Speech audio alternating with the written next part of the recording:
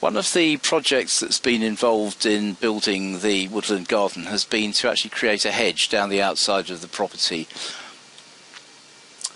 This is what it looked like before we started. You can see there were a few shrubs in what was a flower bed, but there was a big gap between the end of the fence and actually between those two birch trees there's quite a there was a berberis and a spirea and another shrub, but they were in the wrong place, some of them.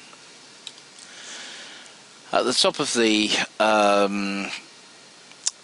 pitch we had a collapsed willow, which you can see has fallen over, but there's all kinds of vertical branches have grown out of it. So one of the things we wanted to do was actually lay that into a hedge. So having sort of lived in Shropshire at one stage, we know that the way that you lay hedges is to sort of cut most of the way through the branch and just make sure that there is actually some connection of bark between it, and then you can lay the branches down like this to form a barrier. Hazel and willow are both suitable for this, so we've actually created a barrier for some of the in that corner there, using hazel and willow cut most of the way through.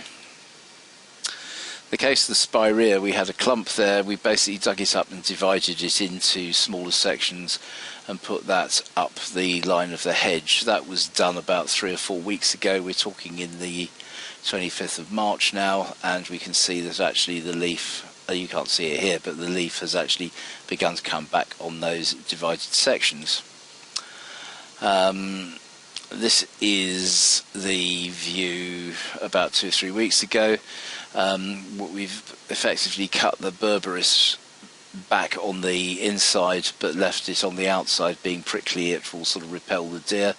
We've left the sort of oak tree and the little yew tree in position, and I've taken some of the hazel cuttings and stuck them along the line of the hedge to see if they would root.